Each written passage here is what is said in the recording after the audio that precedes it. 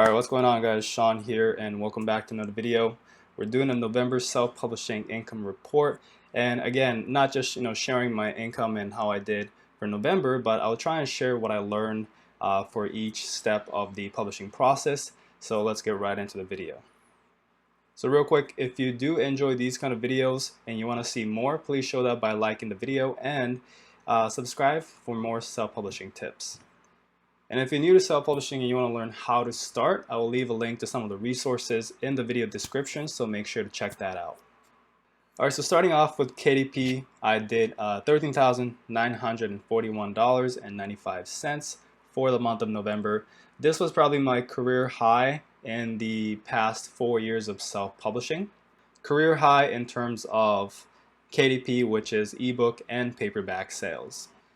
So what contributed to this amount of sales is by far, just basically just doing successful launches of new books in the main brand, plus the old books it just keeps on selling because it is a good book and a good keyword that is serving the reader and helping the reader, solve whatever problem they have. So the most important thing when it comes to self-publishing is just having a good book, right? You want to have high quality books that gets organic 4 to 5-star reviews, because if you can just find a good keyword that has a lot of traffic, a lot of search volume and people coming in to Amazon looking for that kind of book, and then you actually publish a book that serves that audience that is actually good, and you can get positive reviews organically without even going through your ARC team or anything, right? Because when you get reviews from ARC teams, it is biased. So even though you get positive reviews from them, if your book itself is not good, your real actual organic reviews could be lower than 4 to 5 stars. Then over time, eventually, as you sell more books, those bad reviews are going to stack up and your book sales will start going down. So what you want to do is make sure you got a good book. You want to make sure that the book is getting organic, real 4 to 5-star reviews. And once you have that, you just keep running a ton of ads to that, keep bringing in traffic, and the more sales you get, the more 4 to 5-star reviews you get. And the more 4 to 5-star reviews you have, or the more positive reviews you have, the more sales you get. And the more sales, more reviews, and more reviews, more sales. So it's just a endless positive cycle, and that is exactly what you want. So, my VA runs all of my ads for me on AMS side. So huge credit to him. I couldn't do it without him, so I definitely want to give him a little credit there. So now we're going into ACX. Again, I have 2 accounts, one personal account, one business account. For the personal account, we did about $1,171. Now I don't publish on this account anymore, and it's been a while since I stopped publishing, probably over 1.5 to 2 years. For the ACX LLC account, which is what I'm actively building, I did about $11,221.84. This is estimate. Again, ACX doesn't give you the actual royalty report until the end of December, right, for November. So I don't know the actual number, but I've been calculating my ACX income for 4 years every single month, and it's always pretty accurate, so it's going to be within this range. So with ACX, slight drop due to ACX removing 2 of my top sellers by accusing me for fraudulent free trial activities, which I mentioned in the last income report video for October. But I've never done and never will do any fraudulent free trial activities. But ACX is accusing me for doing it because of an increase in sales that I'm having on my books. It's not just me, a lot of people are getting this. And this is it's currently a big problem that's happening with ACX, where a lot of people are getting blamed for things that they didn't do. Some people who don't even have any books on their account is getting accused for free trial activities. Like, how is that even possible, right? Some people who have a couple books but never made any sales are getting accused for free trial activities. So it is a little crazy right now with ACX. So if you're watching this and you also got an email from ACX or something like that, or perhaps you didn't get paid for your royalties when you were supposed to, I want you guys to join this group. I'll leave a link in the description as well. But it's called Fair Deal for Right Holders and Narrators. Everybody who's experiencing this is kind of coming together, see what we can do in terms of like actual, like actions we can take. And there are a lot of legit people here that can actually, help. So what I want you to do is, first of all, 1.8K members. So that's how many people who are experiencing this issue currently. So it is not just, if it's happening to you, it's not just you, it's not just me. It's just an ongoing issue with ACX right now. So make sure you join this group, kind of share your experience if anything is happening, and hopefully we get some good news, good updates on what we can do. Because it definitely sucks getting our books taken down. All we can do now is put those books up on Findaway Voices, but we all know that the sales isn't as good as ACX, not even close to as good as ACX. So preferably we can just go do ACX, but ACX is making it hard, so yeah, we'll see what we can do. So even without the 2 top books being removed, overall sales are still pretty good, and Spanish books seems to be doing well, which I talked about in the last video. So if you do like to test Spanish translated books out, I do recommend the Writing Summit, which is a ghostwriting company, but they do offer Spanish translations as well. So I will leave a link to that in the description. I do have a coupon code that you get 5% off, so make sure you use that as well. Again, the link is in the description. So going on to Drafted Digital, I made $670.43. Google Play was $476.86.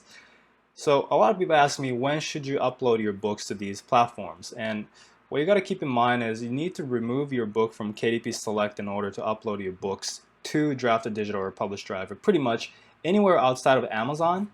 If you want to publish a book in there, then you have to have your book out of KDP Select, because KDP Select is an exclusivity contract, right? So if your book is in KDP Select, you can only publish on KDP. So do it only if your book is making less than $10 a month or so with KDP Select. Then you can take it off of KDP Select and publish on other platforms. This is my rule, but I do recommend you to do this. Always start with KDP Select, especially if you are a beginner.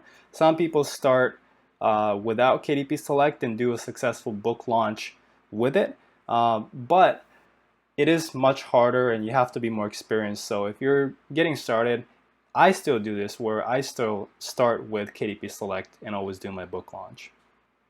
So now we're on Ingramspark for US $1,546, for UK $317, for Australia $224, and for Global Connect we got $215. Ingramspark is slower than usual. Again, same thing as last month. I think it's just due to rising competition. More people are publishing in it. These stores have more options to choose from, and that is why they're buying less of my books. It's just, you can't really help it, and it's still definitely worth uploading your books there. Findaway Voices is $817.09. This is a huge jump from last month or all the previous months because of one book taking off. So although I've made pretty good money last month from Findaway Voices, 90% of the sales are from one book, and I have about 40 books. It's either 30 or 40, I forgot, but I have a lot of books, meaning the other 39 books don't even make a total of $100 a month. So that sucks, that's terrible. So this is why always start with ACX exclusive, and that's why it's so important to kind of fight for our rights against ACX, or else we'll be missing out on so much money, right? Because if ACX can do anything they want, without being fair, like removing our books, blaming us for things we never done, and forcing us to get out of exclusivity, or because they removed our books, now we have to upload on Findaway Voices, we're missing out on so much sales, so much money. And that is why it's important that if you have any problem with ACX, make sure you join the Facebook group, share your stories, so that we have more testimonials that we can collect and give it to whoever that can complain to ACX, and hopefully they can make a change. And finally, I got the affiliate commissions. The left side is Clickbank, and the right side is Kartra, $78 or so. Still slow. You know, my niche I think is harder for affiliate marketing, but I am trying, and hopefully that goes up. So total is $30,670.51. Now we're going into the expenses, which was all-time high. You know, we're almost at $7,000. So the total expense, as you can see here, that's the total, $6,632. This is included in the total just to, you know, not make it confusing. But I wanted to break it down so that you guys can see how much is the AMS cost and whatnot. So out of this total here, which is slightly different than here because of the software's costs and stuff I'm not including here. But anyways, from here, $3,000 or so in AMS US, 700 in Canada, 800 in the UK. Didn't spend any on Australia because it never really works for me. Facebook ads, again, I'm running like campaigns, which then you can turn and invite people into your Facebook group.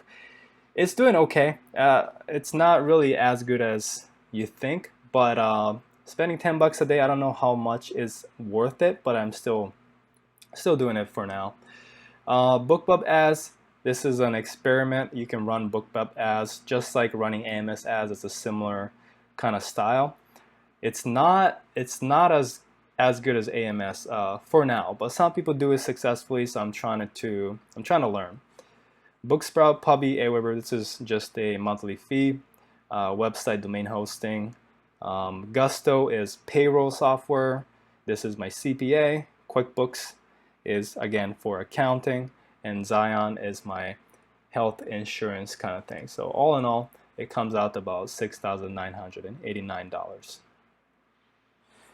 So if you take that out from the gross, the final profit will be $23,689, which was another great month. So, you know, 2 months in a row, I had a really good month, career highs. And so it makes me think, you know, is this a Q4 boost or is it not? Because in the past, I never really get any Q4 boost, to be honest, because I do think a little bit is Q4 boost, but not a lot, just because my niche isn't really, you know, the type of books that gets any Q4 boost.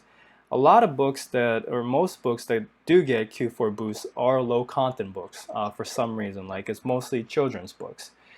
And during Christmas seasons, those book sales blows up. So a lot of people, what they do is they start preparing for Q4 by publishing a lot more low content books, and I never really do that. I got like maybe 4 low content books, and that's pretty much it that I published last year. So I don't think I have a lot of boosts. I think it's just from new books doing well, but we'll see in a couple months if my income goes down.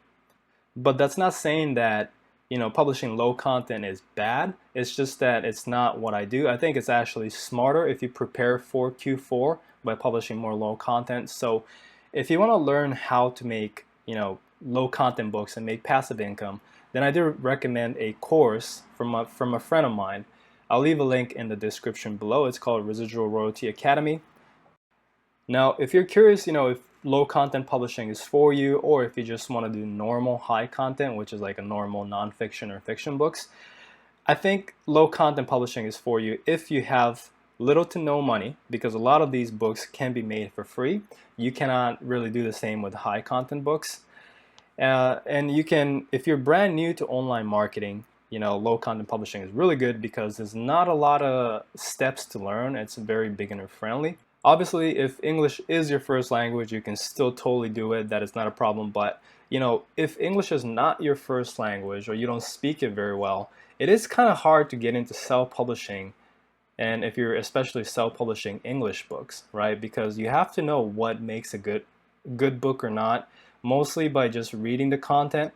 And if the content is terrible or not, you know, if the grammar is correct, if the flow is there, that's something that you kind of have to really speak the language well to understand. So if you're trying to get into high content, if you don't speak good English, it is a little tricky. But with low content, the good thing is a lot of books that you publish in low content, you know, they're usually blank or they're only images, you know, it's like coloring books, dot to dot, those kind of things. So you don't really need to know much English to be able to tell what's a good book or not, or to even just make these books.